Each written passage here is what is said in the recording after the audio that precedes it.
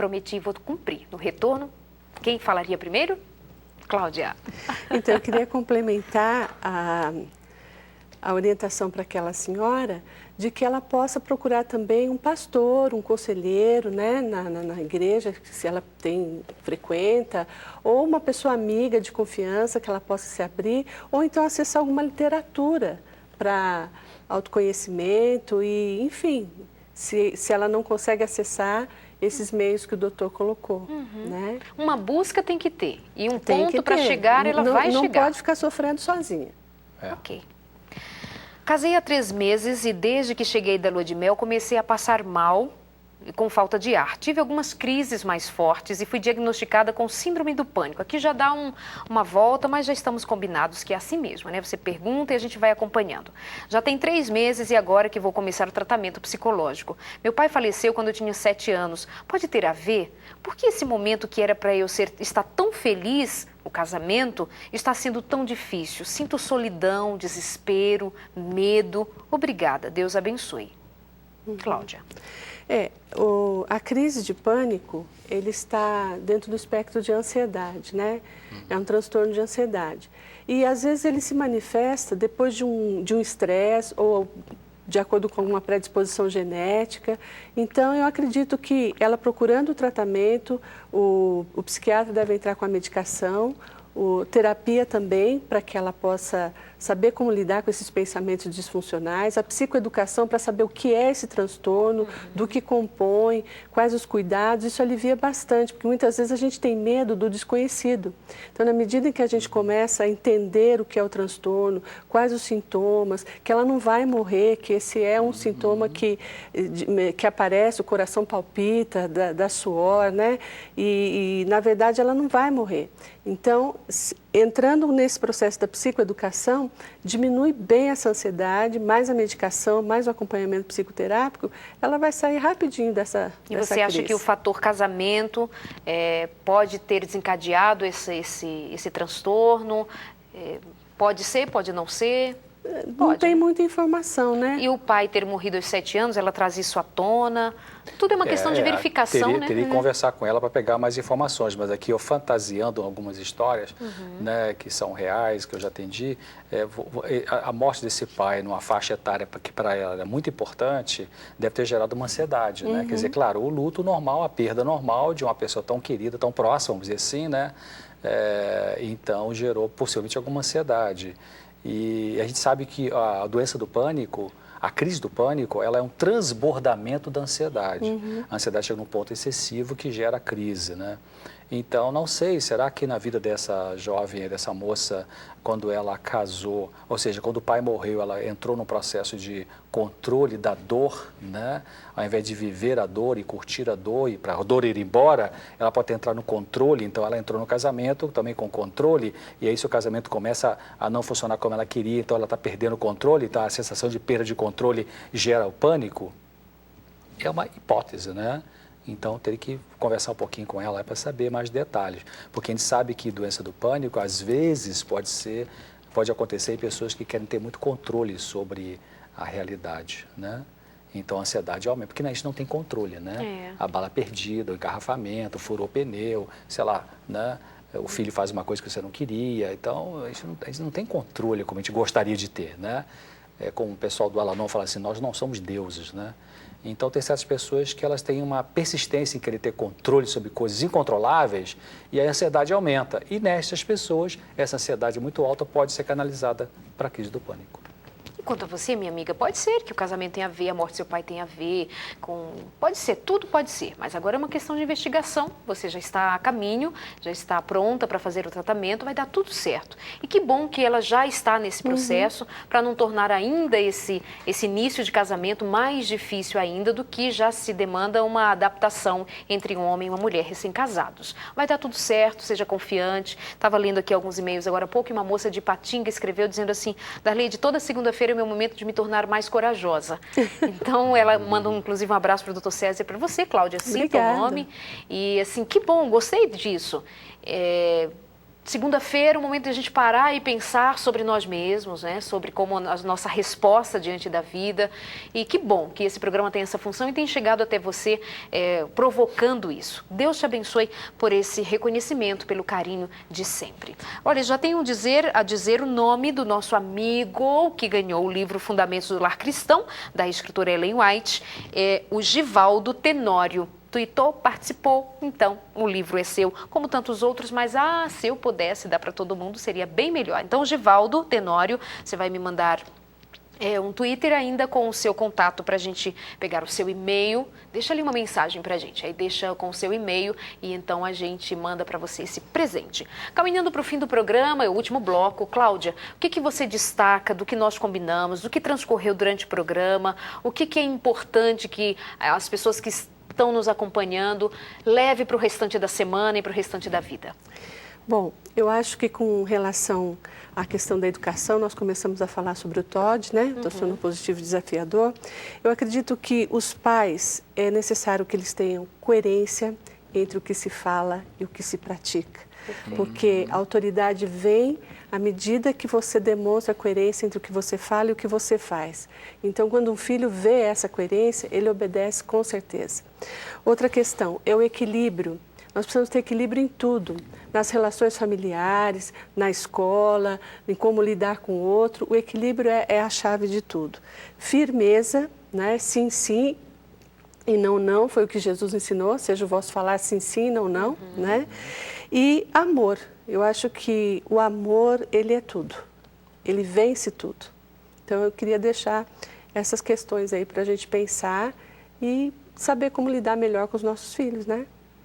Buscar ajuda para quem tem mais Cláudia, como assim amar? Porque tem gente que quando fala em amar já pensa, é deixar o meu filho fazer tudo? Não, é deixar meu filho... Como é que se lida com amor e autoridade, firmeza? Não é uma questão muito simples para quem está meio alheio a essa possibilidade. Né? Mas o amor também, ele coloca limite, né? Quem ama, põe limite. Salomão já falava que o pai que ama não retém a vara do filho, né? No sentido da disciplina. Então, o amor, ele coloca disciplina, ele coloca limite. Então, não é só o afeto, né? O afeto tem seu lugar, mas a disciplina, a ordem, também, né? Também. Essa questão da incoerência é extremamente séria em todos os níveis, em todos os tipos de relacionamento, né? É no trabalho, é com os filhos, é na escola, é onde quer que seja, coerência. Como está faltando coerência entre nós, não, doutor César? Na vida comum, a gente tem passeatas de gente pedindo paz, mas no trânsito, buzinou pesado, já está saindo do carro, já está palavrão, violência. Então, assim, a gente diz uma coisa, mas quer outra, diz uma coisa, mas quer outra. É verdade. Alguém é sequestrado, aí todo mundo, a família vai lá e dá as mãos, e reza, e ora, e faz promessa e tal. Resolveu o assunto, está todo mundo bebendo para comemorar e fica todo mundo de porre, né? Sem coerência, né? Não faz sentido isso, né? Isso não é saudável, né? Nem para o próprio indivíduo incoerente. É verdade. Agora, realmente a questão do amor que a Cláudia falou, é a base de tudo, é fundamental. Agora, amar não é sentimento, né? O pessoal tem que entender isso. Amar envolve sentimento. Quando a gente ama alguém, a gente não sente igualzinho o tempo todo.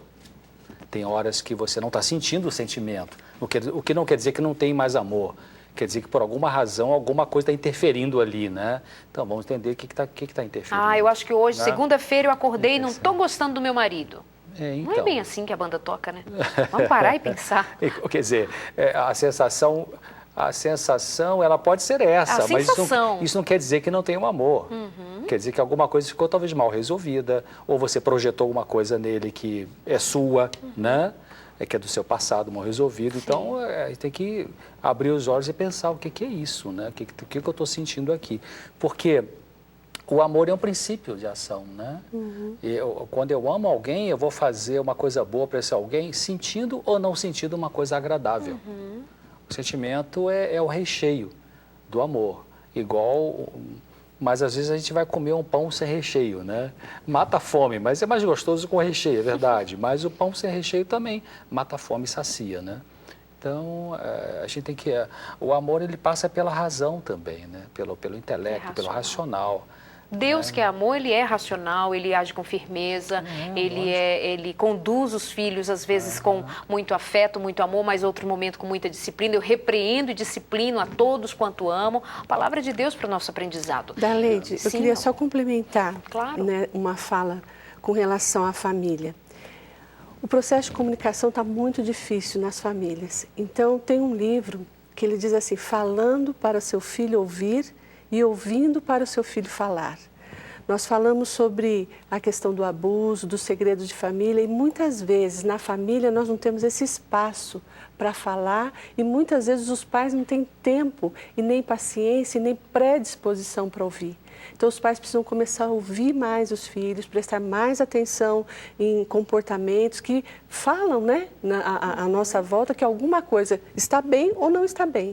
Então essa abertura, essa flexibilidade para entender o filho e permitir que ele venha falar, agora eu não tenho tempo, depois você fala, agora eu estou assistindo televisão, é muito difícil. E muitas vezes as coisas estão acontecendo aqui aos nossos olhos, né? Então, tem das barbas, né? Está acontecendo e os pais não estão percebendo, quer seja questões ligadas à droga, comportamentos sexuais, más companhias, segredos mesmo, abusos, e os pais não estão atentos e nem predispostos a sentar e compartilhar. E, filho, como é que foi hoje? Como é que foi a escola? Como é que está o seu professor? Como você está se sentindo bem hoje, filho? Não tem esse tempo. Então, falando para o seu filho ouvir e ouvindo para o seu filho falar. Professora ou psicóloga, alguém vai dizer lá em casa, mas eu trabalho o dia inteiro, eu saio 5 da manhã, eu volto no final do dia, que tempo eu vou ter de conversar com esse filho? Mas o seu filho não tem culpa disso. Ele precisa de que você faça com que esse tempo exista, que você caminhe para construir esse relacionamento. Mesmo cansado, chegando do trabalho, nós trabalhamos, né, doutor? Chego em casa, depois de um dia, ouvindo problemas, eu quero saber como é que meu filho está, no meio do dia ligando, filho, como é que está tudo bem? Tudo certinho, acompanhando, olhando os cadernos. O trabalho de casa espera, mas o seu filho não. Senão lá fora, um traficante vai ter tempo para ouvi-lo, né? Verdade. Um mau elemento vai ter tempo para ouvir. Então é necessário que os pais se conscientizem de dar tempo, mais tempo de qualidade para esses filhos. Senão que surgem as complicações dessas crianças e depois quer mandar para a gente resolver. Né? Sim. Aí terceiriza, né? Terceiriza. Sua fala final? Minha fala final é de que as pessoas podem adoecer do fígado, do estômago, do baço, do pâncreas, mas também dos pensamentos e dos sentimentos. E que por isso, quer dizer, se a gente pensar só em pensamentos são a gente analisa 3 coisas no pensamento humano: a forma, o conteúdo e o ritmo. A forma pode estar estruturada ou desestruturada. O conteúdo pode ter um delírio ou não. E o ritmo pode ser acelerado ou não. Então, quer dizer, o psiquismo humano, que é composto de pensamentos, sentimentos e atitudes, pode ficar doente também. Por isso que é passível de tratamento, né? Com gente especializada, se for o caso. Né? Eu só repito isso. Se você que está assistindo o programa hoje tem um problema emocional, apresenta para o Senhor Deus. Fale para Ele. Abre seu coração. Isaías 43, acho que 43, fala assim, Deus fala, vinde, apresenta tuas razões. Então, Deus chama você para terapia. Você vai, então, com confiança, com fé, com a palavra dEle, né? Porque Ele vai falar pela palavra. E se Ele, então, achar que vai resolver direto com você, pela oração, pela palavra, Ele vai resolver, ponto. Se ele achar que você precisa de uma ajuda, como a Cláudia disse, de um conselheiro da igreja, de um grupo de apoio, de um profissional psicólogo ou psiquiatra, então esse vai ser o caminho que Deus vai usar para poder te ajudar. Mas uma coisa primária que eu diria para você estar assistindo o programa é: entrega teu caminho ao Senhor, confia nele, abra o coração para Ele, escute a voz dEle, que vem pela palavra, que vem por você. Eu às vezes estou orando assim, Deus, eu quero falar com o Senhor, me permita falar e tal. E um dia Deus me deu uma cutucadinha e falou assim: você quer deixar eu falar um pouquinho? Quer?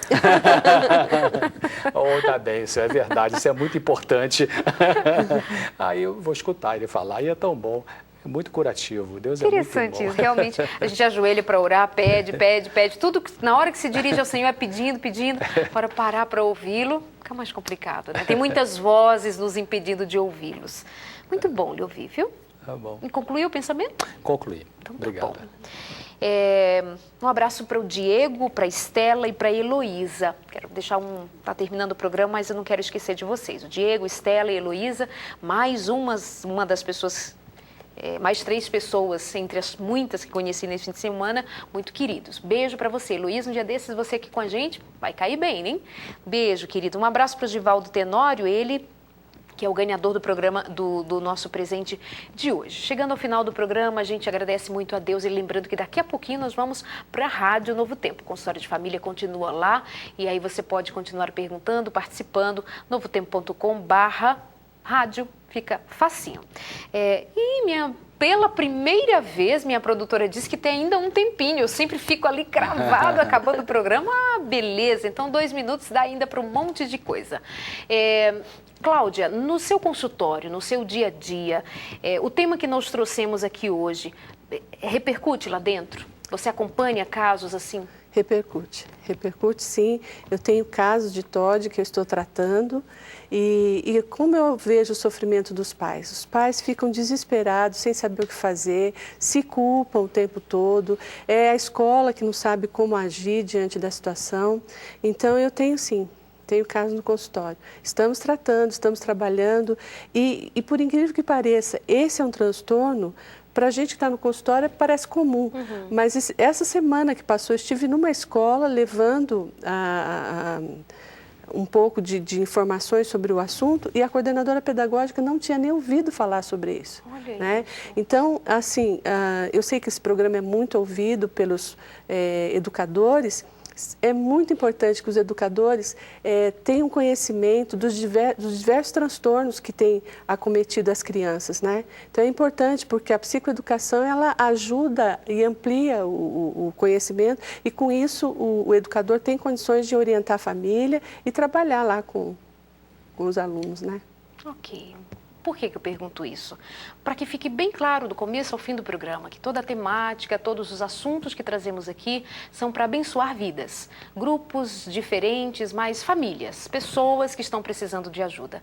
Tomara a Deus que as palavras ditas aqui hoje tenham caído em seu coração como semente e que seja fortalecida essa semente, que ela frutifique, dê de verdade fruto de vida para você e para sua família.